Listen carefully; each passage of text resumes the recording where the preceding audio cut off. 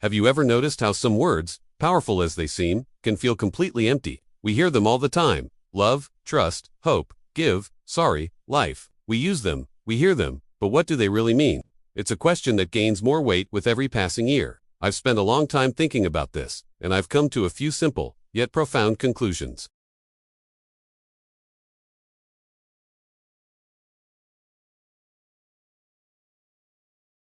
Let's start with one of the biggest words of all, love.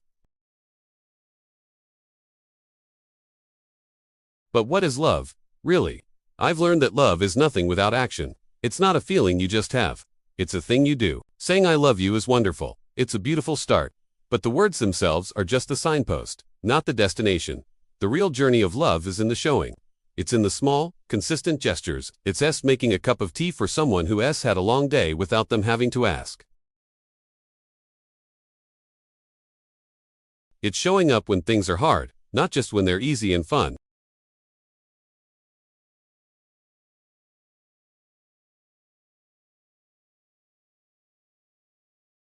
Without these actions, the word love is just a sound floating in the air, beautiful but hollow. So, don't just say it, do it, show it, live it. That's when love becomes real. Now, let's talk about something just as vital, something that love often leans on: trust. But they can't. Trust is nothing without proof. It's not a gift you can just hand over. It's earned, piece by piece, over time. Think of it like a vase. It starts empty. Every time you keep a promise, every time you're honest, even when it's difficult. Every time you prove to be reliable, you add a drop of water to that vase.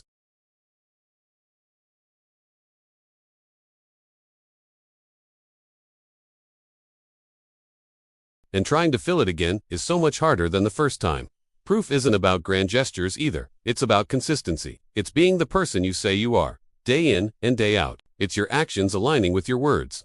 Without that consistent proof, trust me is just a request, not a reality. It's a fragile thing. Trust. It requires constant tending, constant proof.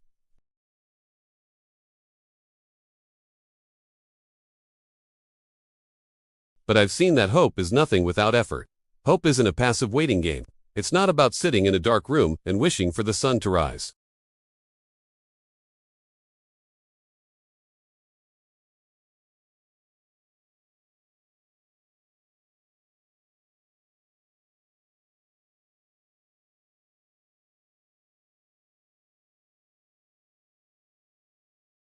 It's the engine that drives us to work for a better future, not just dream of one. Without effort, hope is just wishful thinking, a fantasy that can leave you disappointed and stagnant.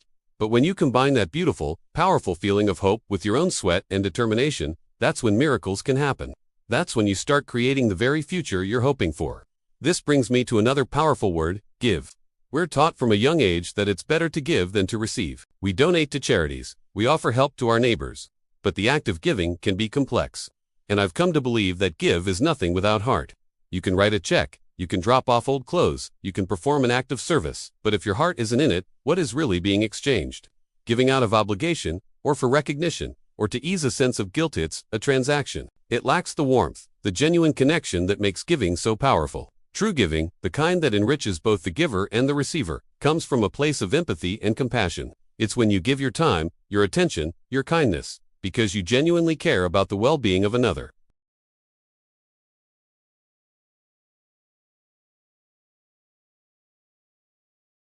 When you give with your whole heart, you're not just giving a thing, you're giving a piece of yourself. Now for a difficult one. A word that is so easy to say, yet so hard to mean. Sorry. We use it to smooth over conflicts, to end arguments, to ask for forgiveness. But we've all been on the receiving end of an apology that felt empty, haven't we? That's because sorry is nothing without change.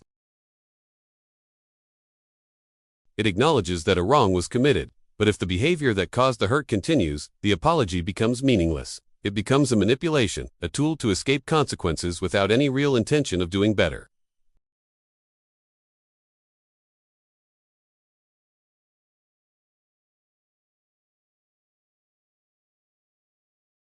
You have to actually make the effort to repair the damage and then be more careful in the future. It's the same with people's feelings. Sorry is the acknowledgement of the break. The change is the repair.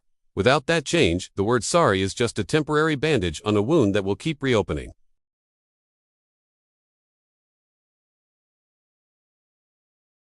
We work hard, we build relationships, we navigate the ups and downs. For what? For success? For wealth? For legacy?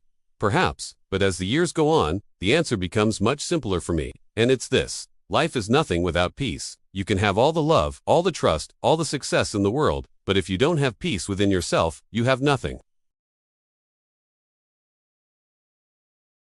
Peace is the calm in your heart amidst the storm.